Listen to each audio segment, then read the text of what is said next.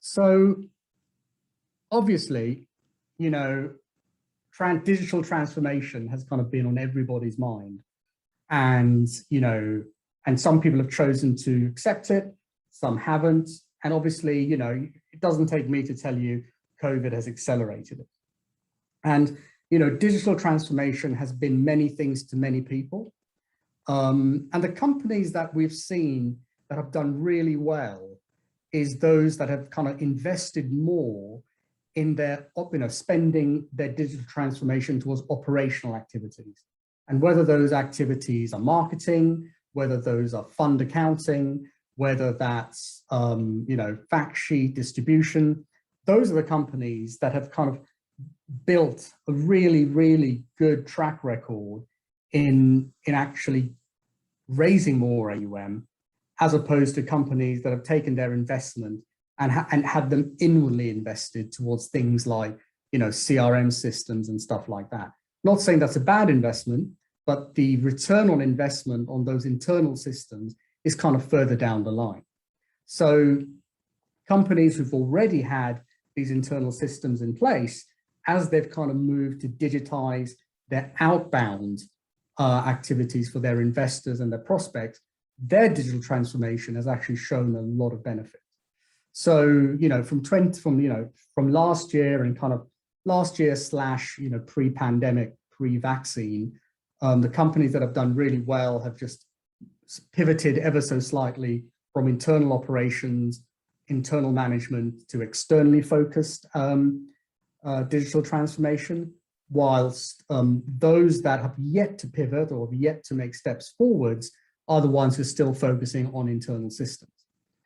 There is some catch up to do, but I think the biggest challenge that COVID and kind of post-vaccine world we're living in, especially in fund marketing, is that we're at a stage now where we're kind of saying, well, we're kind of going back to normal now, and shall we just get back to our previous behaviors? And this is a real challenge that we are starting to see, that people that have been resistant to change feel like we can go back to do things the old way. And I think the word that I have exception to is when people say, let's get back, as in let's go back in time. And I think that time has gone. I think it's time now that, yeah, there's no problem in, we're social beings. So yes, let's have those face-to-face meetings with our prospects and investors. Let's still go to conferences and meet people there. However, the kind of hybrid mode of how we engage with our investors, how do we do our fact sheet distribution, how do we look for more prospects, there is almost an element there where you have to have gatekeepers within organizations that will actually stand up, and with the risk of being, unpopular, to say, we've invested in this transformation, whatever you define transformation is, as, let's keep going. Because, there's always this reticence between, sales and marketing, where, marketing budgets, especially in fund marketing, is, just gets constricted because, people who hold the budgets don't see the intrinsic value that marketing provides.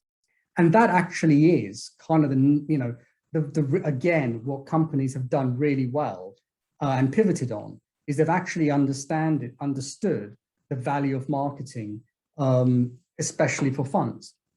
Now, what we've also found over the pre-pandemic period is that the medium of distribution, and this survey was done actually for fund managers and investment managers. So this is not a generic, email analysis and digital distribution analysis for any industry. This is our industry. And what's been the surprising thing is, well, I'm surprised that there are like 57 of you on this Zoom, because there is a Zoom fatigue that has creeped in.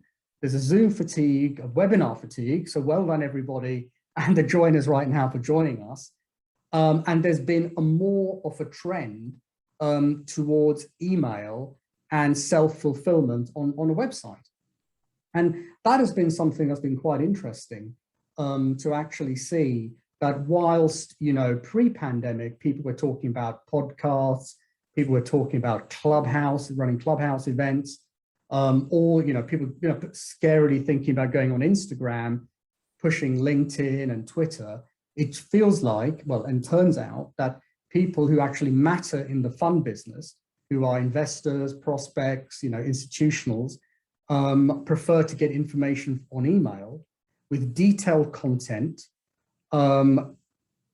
generally as needed.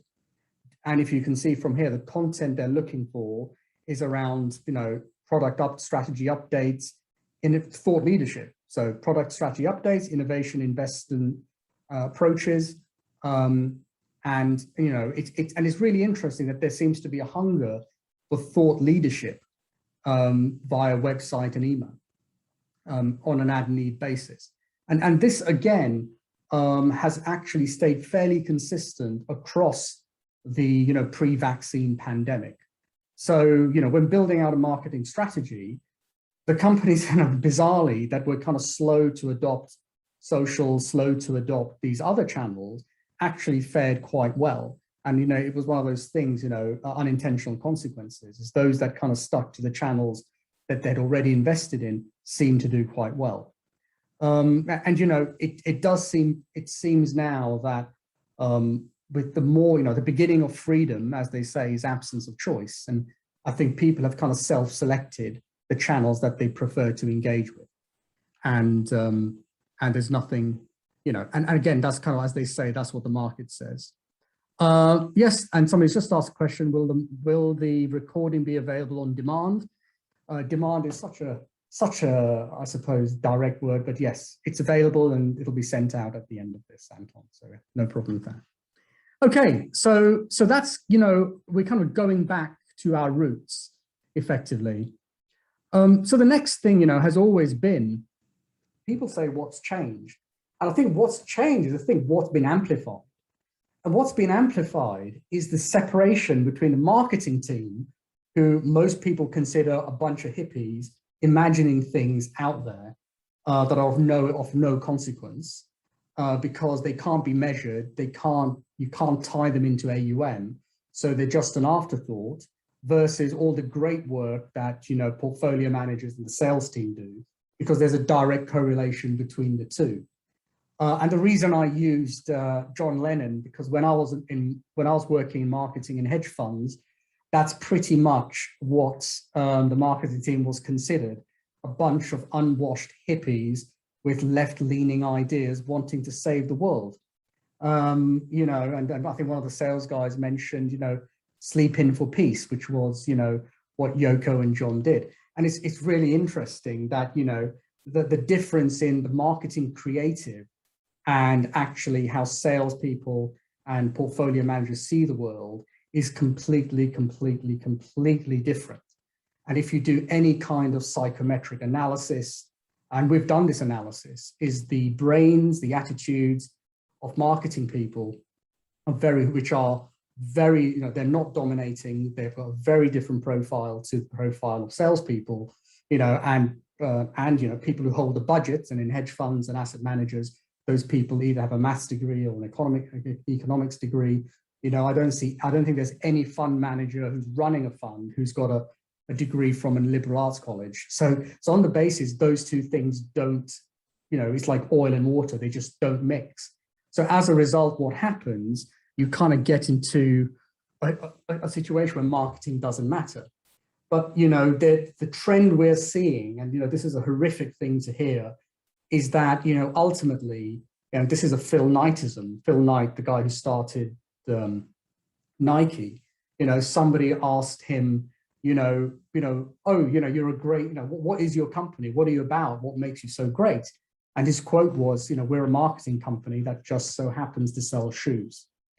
And, you know, and when managers come and talk to us about, you know, their funds and, you know, how they want to use pro fund comms analytics to do things, you know, we kind of talk about, well, you know, if marketing is not at the forefront of how you position your company, how you position your fund, if everybody in your business, in your fund company is not a marketeer, And that means a portfolio manager being able to do commentary, a portfolio manager being able to do video about creating content, then, you are kind of, you're running, you're running with both hands behind your back, and you will struggle in the long run.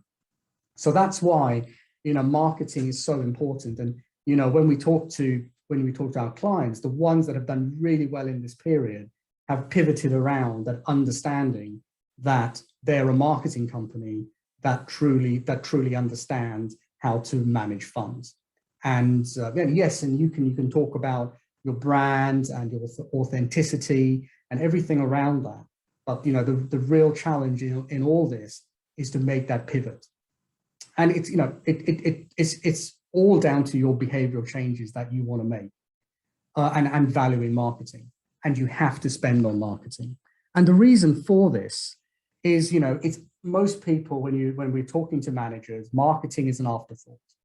And, it's almost anything we'll spend our money on but marketing. And the reasons we hear is, marketing is easy, freaking anybody can do it. We've got, our fund is so amazing, it sells itself. We're too small to market. Geez, if you're too small to market and you're in a David Goliath battle, you've got to have a pretty accurate slingshot. And finally, people get this hubris to say, we know exactly what our investors want. So, that is just as a challenge. It's a challenge because, by the nature of the people who run hedge funds, they just don't get the value of marketing. There's a question from Joseph. How has the emotive nature and subjective interpretation of ESG changed the way fund storytelling is conveyed? It's an interesting one, is that ESG or greenwashing has to live in your brand. And the guys at White Marble Marketing is a great, if you just go to their website, they write extensively on ESG and the credentials that have to sit behind it.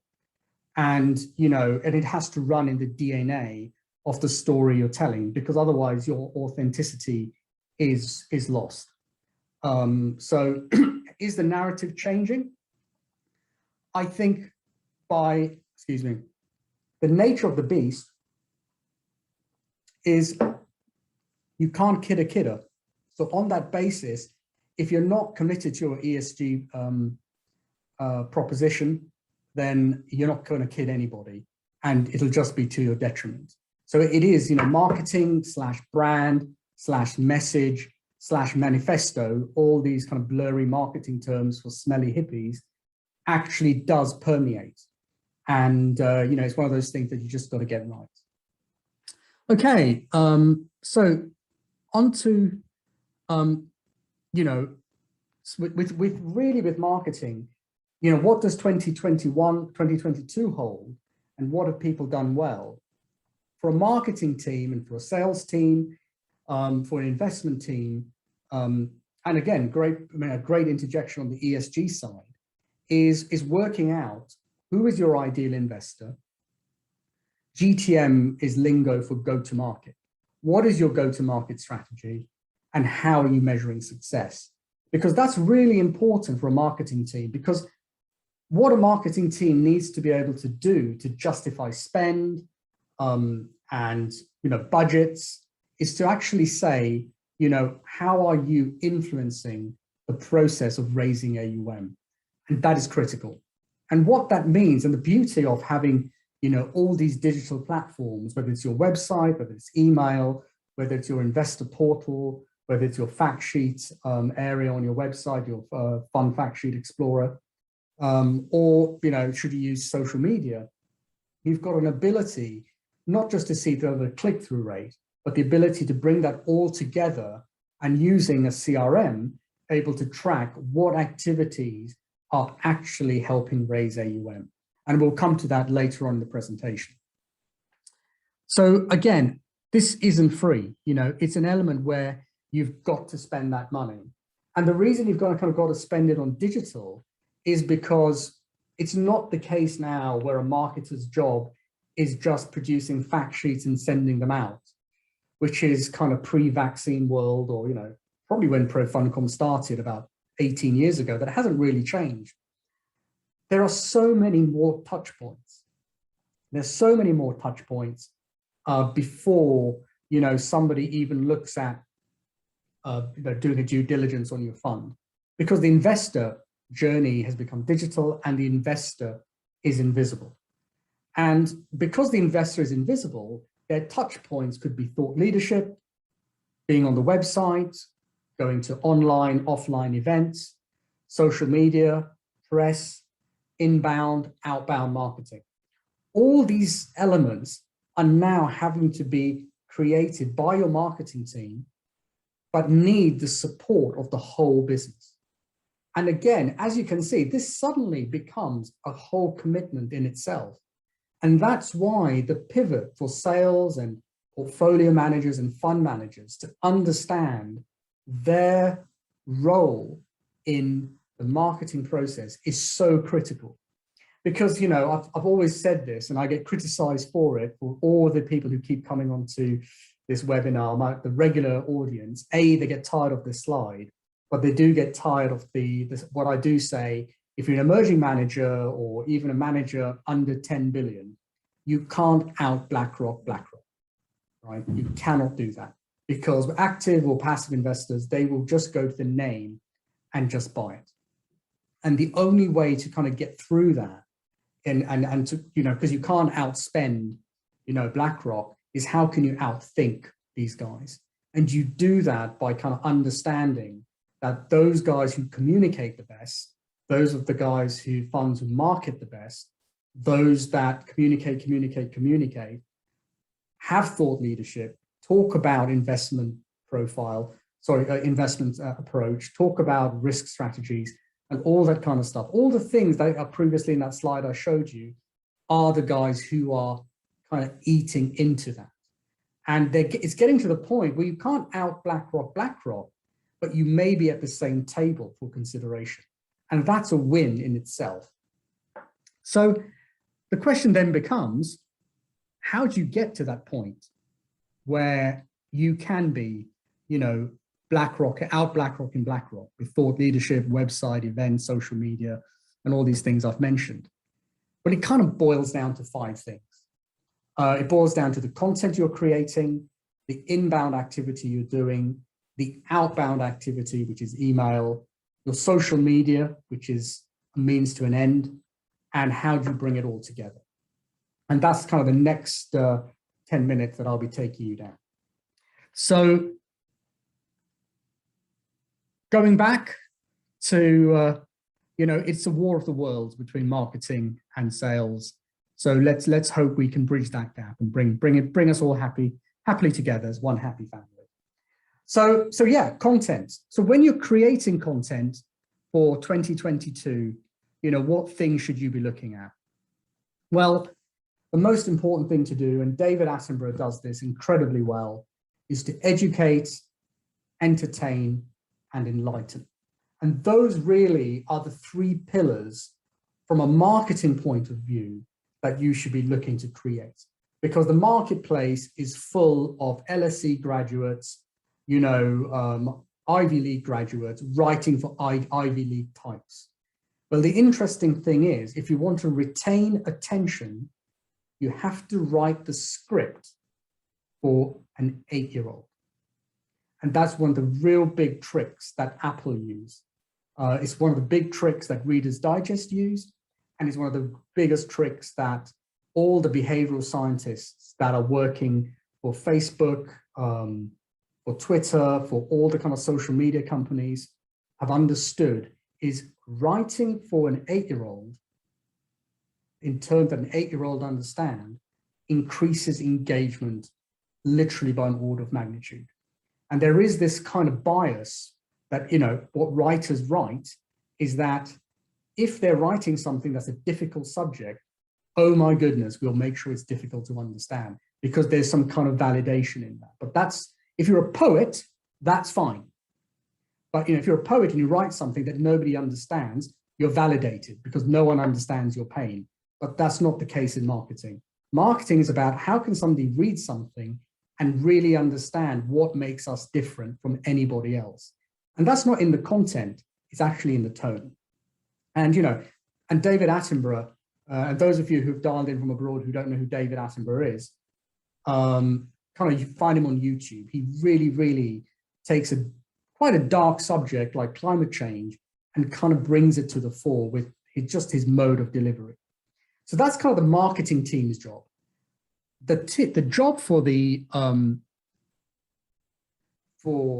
managers is to basically not just talk about performance, because interestingly, our own survey, and this is again year on year, the managers that have done average in their marketing outreach and conversely their own AUM raising process seem to be fixated on performance. But what 2008 actually showed me, which is like, yeah, remember those days, was that people actually aren't that keen on performance. What they really want to know is investment strategy and attitude to risk. And again, this is something that Ray Dalio has highlighted. Whilst we can be fixated on one thing that we think everyone's interested in, it's actually something else. And managers may say, or investors may say, we're interested in your performance. But as Carl Jung said, they're the reasons we tell people we want something. They're the reasons we tell ourselves why we want something. And they're the deep, deep reasons that are the actual reasons why we want something. So yeah, and the normal observer, performance is everything, but actually it's security, personnel, the people who are making the investments, all that kind of stuff, which actually makes the difference. So got a quick chats come in. How should fundraising strategy change in periods of underperformance? Should you even bother with the time best spent elsewhere?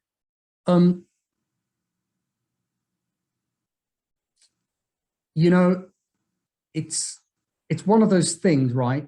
We've been running Pro FundCom for 20 years now. I founded it 20 years ago. When things are not performing well, what has saved companies, clients of ours, who've literally rung us up and said, look, we can't pay your bills anymore. What we've said to them, and we've had almost more faith in their marketing than they did, to say, look, until you get back on your feet, no charge. And what the ones that have done well, those are the guys who simply followed this process. Is they were open and candid about the fund not performing. But what people, what managers want to see is the quality of managers. What investors want to see is the quality of managers, the element of how little or how more they're ego-led, and almost if their marketing has changed, because obviously it's almost, funds that, companies that do well, forget fund, companies that do well have an inherent confidence in themselves. And London Business School, where I'm studying now, have done this survey, and those professors that went to companies that survived bad times, everybody kind of said, well, what did you do? And on the surface, yeah, they didn't fire anybody, everyone took pay cuts, they streamlined their processes and all that kind of, textbook stuff you do. But what every company had that succeeded before they implemented any of these, changes, they had an inherent confidence in their product and an inherent confidence in the people that were building the product. And that is no different in the fund sector. If people are just performance hunting, absolutely, they will just go. But people who are in it for the long term, investors who are in it for the long term, performance will not be number one. And, we've spoken to the guys at Coronation, Lord Abbott directly, TCA, we've spoken to them, and, people really senior in these organizations who are making investments, and these are what they're talking about. So there is a profile, there's a profile fit to that. But what I'd say, consistency in marketing is everything. And the way, you can kind of say this is, the way this kind of mirrors in real life is during the pandemic, and during in 2020, 28, there were a couple of airlines who were flying that made sure that their cutlery and that their safety briefings had been replenished on the normal rate while some had stopped. And there was that kind of visceral feeling, once you believe every plane you get on is equally safe and equally trained pilots, by just adding that kind of sensory consistency, it kind of meant that those airlines were the ones that bookings did not fall as much as others. And that's really quite interesting. Something as simple as the weight of cutlery and just made a huge difference. A crockery, sorry, not cutlery, because obviously you can't use that. So, you know, again, quite interesting. But there's a whole science behind you know, what makes people buy, and it's not what you generally think. Okay, so moving on. So content, you know, as Bill Gates said, is king, but you have to have multiple channels, website, blogs, webinars, presentations, and fact sheets. But what this does, what I've just kind of mentioned, is that when you're generating this content, it's really important to basically not only create the content once and then repurpose it for these various channels. So yeah, the other thing to do is, like I said, just like the crockery on an airline, make sure the content you're creating is delivered in a way that people think, you know what, these guys understand their message, they understand their investor, they are targeting people correctly with their go-to-marketing strategy, and that's what the outcome is. So here's something that Hermes have done, who are Hermes, Fulcrum, Guinness Asset Management, you know, just off the top of my head, probably some of the stalwarts of being small, but being able to communicate a message really, really well. So that's content. The next thing we're going to look at is inbound, and we've got probably another 5 minutes to go. And that is all around, you know, with Google, it's about getting found, getting shared, and getting the analytics. And the key thing, you know, why your website is useful only if it's found. And the kind of the ways to get it found is not to spend money on Google Ads. It's basically to distribute your content so that, you know, it's available on Opalesk or HFM or those publications, that your research is available, that you've got advertorial available, you're sending out newsletters, your managers are on panels, that you're on fun platforms, and that, you know, if you can get on Bloomberg TV or Asset TV or Bright Talk, then go ahead with that with the media. And, you know, a nice, cheap and cheerful way is to kind of be part of a survey. So, you know, inbound marketing, you know, whilst, you know, it's great to have a website, the most important thing is being able to distribute your content and making people come back to your website. And I kind of highlight that is get people coming back to your website. The other thing is inbound marketing is get people's data. And this is one thing software companies do really well, is to have great landing pages. So if there's research you're putting out there, if there's thought leadership you're putting out there, you know, work to create landing pages that really capture people's information, obviously being GDPR compliant. And at the end of this session, there's a link to spend some time with me on a one-on-one basis, where I can take you through all this stuff. And guess what? No charge. So that's kind of the inbound side. To me, you know, if anybody was to go away from this webinar, this is the slide I'd go away with, is to say what's quick and easy to get leads and what is really hard. The quick and easy way to get leads and to generate AUM, and this is 20 years of experience coming out here, is going to existing investors. Networking is like the #1 way.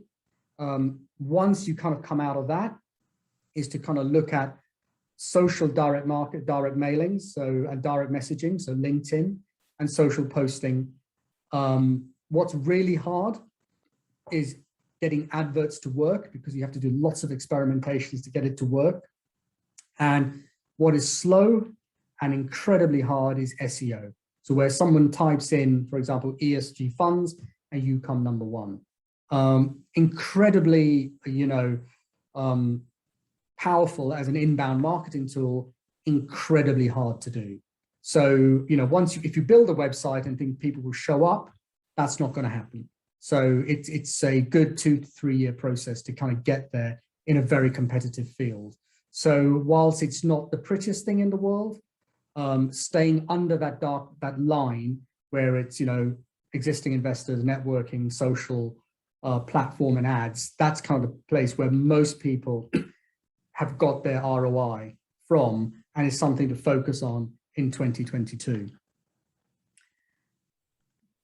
Okay, so that's inbound. Email, well, you know, things to do: don't buy email lists, make sure your emails are compliant, remove bounces, manage your spam. And the good thing is, you know, there are tools like ours that allow you to do all that stuff. And why it's critical? Because email, even though it's a bit of an ugly duckling amongst marketers, and especially marketing agencies who want to sell you anything but email. They want to do a rebrand of your website, they want to do your social posts, all that kind of stuff. You know, if 92% of your content people want in email format and maybe your website, that's kind of where, you know, where you've kind of got to go, especially with spend at least, or effort, you know. So that's what kind of the market's telling us. So that's kind of email. Social media, again, whilst, you know, no one's going to buy your fund because they found you on social media, there is a background radiation of marketing that kind of needs to happen. And, you know, at ProFundCom, you know, we do social postings every Monday and every Friday. And we know, because sometimes we've missed it, people actually ask us, oh, you know, we missed your weekly post. So that's why it's really important is not to fixate on likes, create content regularly, and just kind of use it to build your brand. And do not use paid ads, no matter what people say. Not to be done. It just sits in the background. It's a bit of a necessary evil, but you're kind of conspicuous because of your absence. And, you know, with tools like Hootsuite, you know, you can kind of automate these processes too. So yeah, so social media, you know, the necessary evil, as I call it. So now that you've kind of spent all your money on doing this, how does this impact your AUM? So, you know, this is where kind of ProFundCom comes in. What ProFundCom allows you to do is you're able to see how all your channels are performing at any one time. So that's really, really important for a marketer. Instead of like going to multiple spreadsheets for their website, for your social, for your email, for your investor portal, we kind of bring that all back into one place, which is kind of the whole idea behind ProFundCom. And what you can then do, you can actually see across all your channels, you know, who are your new prospects, who are active, who have you reached out to, and where your new opportunities are coming in from. And again, you can just kind of do this in Excel if you wanted to. But again, what we're doing is we're bringing this all together so a marketing team can actually understand, you know, what impact they're having on raising AUM. And also the fact is, the more channels you have, the more inefficient you're going to be, because you've got to distribute more content, you've got to analyze more content. And in the end, you just kind of forget about the analytics. And then come pay rise time or come budget time, there's no way to actually see how you've contributed to the AUM. You can then see, you know, what themes are working across multiple channels. So if one particular theme is working, you can, you know, double down on that. I don't know what double down means, but you get my meaning. And things that aren't working, you can probably put them to the side. So that's worth knowing. And also, you know, knowing how you compare with your peers. So whether, you know, you can benchmark whether as a hedge fund under $1 billion, how does your open rates, your website compare to others? And again, that is something that, you know, once you've kind of got past your branding, once you've got past your message, this is where analytics come in. And where we see the world going, and definitely Aberdeen have got this covered, because their last 5 recruits in their marketing team were data scientists. So marketing is actually not going to be the John Lennons of the world. It's going to be John Lennon with a computer that's running Cubase or some kind of you know, fancy you know, sampling software. And I can't remember the name of it, but it will come to me in a minute. And even now, when they compose music, they basically all do it on their iPad. They're not like Queen going into the studio for 5 weeks. So yeah, so it is, you know, that beauty of marketing is going to be data led. And what is, you know, the other thing to do as well is to kind of find out who are the individuals we're attracting, and finding out who these people are across multiple channels, and how can the salespeople directly reach out to them. And that really is kind of the end of the journey for the marketing process. So in the past, marketing is send out the fact sheets, be done with it, and that's marketing. Now marketing is from all the people that we are sending emails, fact sheets, going to the website and social, who are those people, and how can we then deliver them to the sales team within the CRM? And that is the end-to-end journey that actually, you know, ProFundCom aims to cover. Other products are available, by the way. So yeah, so that is it. And there's one more thing. There's one more thing that's kind of Steve Jobs was patented for this at the very end. And there is one more thing, which I can actually tell you if you actually read the book I read, which is Marketing to the Invisible Investor, available on Amazon.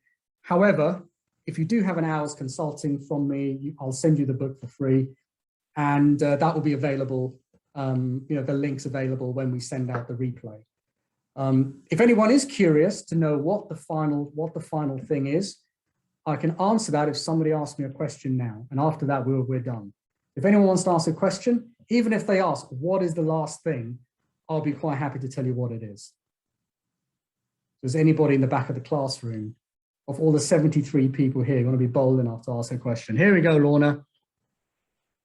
Lorna's not afraid. Wait a second, Lorna, I can't see your question. Oh, you've raised your hand. Okay, Lorna. So do you want to speak? Let me, now you've got me challenged. You're challenging my abilities on Zoom. If you want to know what the last one is. Okay, well, here we go. The last thing. Lorna, what is the last thing?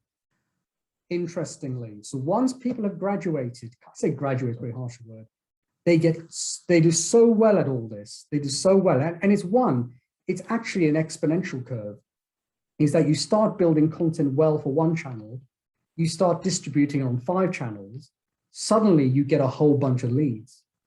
And what it is, that is when marketing automation in its truest sense comes to the fore. And it really is, it's literally becomes a flywheel, because what it's able to do, it's able to take, if you look, it takes all the digital interactions you're having them, and then you can start to segment your message to various groups. So people who are actively engaged, you can send them a particular offer. And I mean an offer, I mean, I'm not talking about, you know, being on Etsy or, you know, selling gift cards, but more something like a set of research. There are people who have not been engaged, but are suddenly engaged. You can actually send them maybe a one-to-one meeting because there's something that's changed in their world. You've got the abilities for investors. If a particular investor is over engaging with you, could you potentially send them something a bit more personal, like an invitation to an actual physical event, like the US Open tennis or something like that? So then, you know, it suddenly becomes really, really interesting how that process gets automated. And, you know, the ultimate parts of marketing, and we've seen this probably in the top 5% of our customers who have really kind of understood that journey, is their marketing runs like autopilot on a plane, where effectively their automation is set up to basically nurture people who are not engaging with them, and to then bring people who are engaging with them digitally closer into the sales funnel. And then when they drop in the funnel, you know, there's a whole process that sits behind it to deliver, you know, these contacts to the sales team. And, you know, as, you know, and the reason why marketing automation is so important is because organizations are all about, you know, the processes that run in them. Because a hedge fund per se is a complex organization. And the more people you have in an organization, the more complex it becomes. And the reason why sometimes marketing gets left behind is because it's the one thing that doesn't have process. And what marketing automation does, yes, it's great to kind of build these workflows and nurture campaigns and drip campaigns, but what it really does, it gets the business thinking, what is the digital route for people who don't know us to becoming investors in a world where you have to market to the invisible investor. So that's it, everybody. That is the very last thing. It's not an iPad, it's not the iPhone, it's not the Apple Watch. I'm sorry to disappoint. It's marketing automation, but what it is, Lorna and Aaron, it's process, process, process. And once your marketing has process and discipline, it really does become something that you're not spending your time like John Lennon, on a bed dreaming a song. It actually wasn't in a bed, it was in his house in Weybridge on that white piano that he composed, Imagine. You're not dreaming things up, it's kind of more process-led. So that's it, everybody. Unless anyone has any more questions. We've got a few more come in. Oh, what is the last thing? Okay, but that is the last thing. And it's the last thing for me to do today, and then I'm off for a Japanese meal. So is anyone else going to come between me and my Japanese meal with any questions? There's a replay. Oh, we've got a question. Is the presentation for retail investors? It's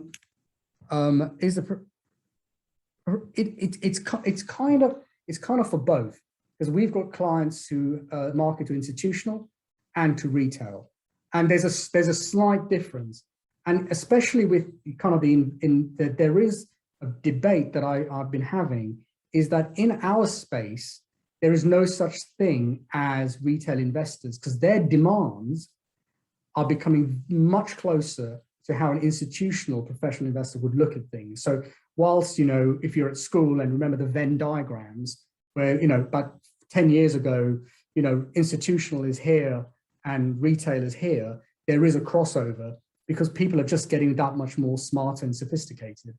And with retail and the IFAs we talk to and the RRIs we talk to, marketing automation is critical for them because they can only make, at the start, 30 to 40 dials a day. But as they get busier, they can only do 5.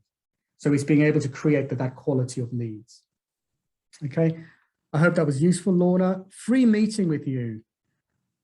Yeah, of course it's free.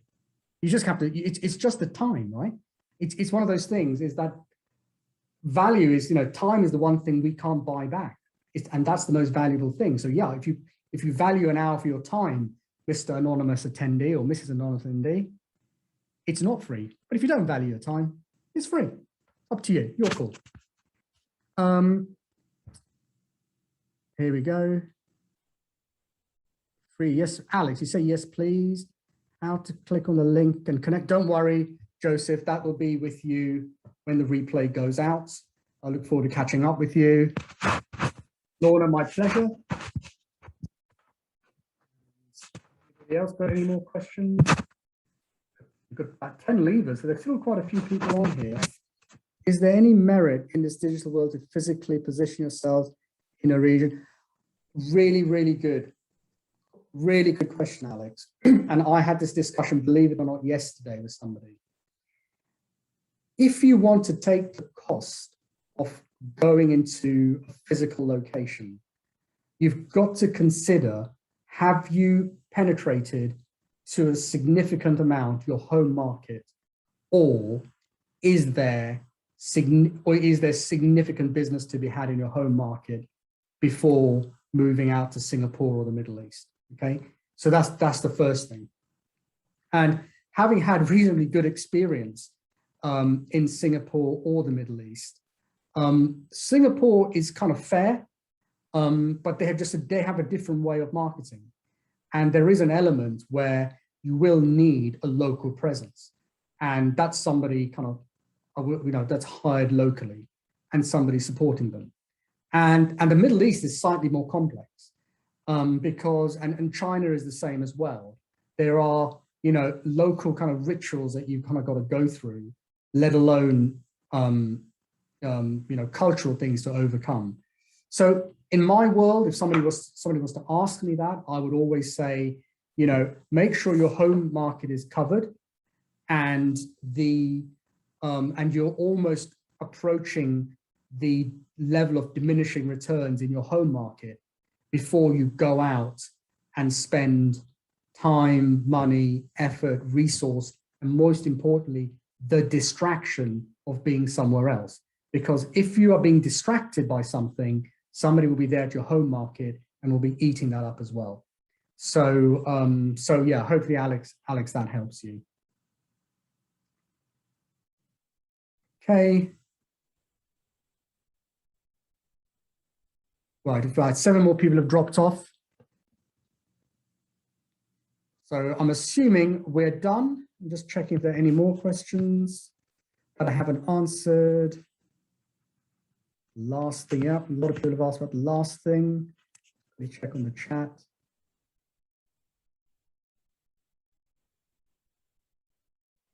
Right, I think everybody have a wonderful weekend, and the replay will be out shortly. Stay safe. Thank you all for your time.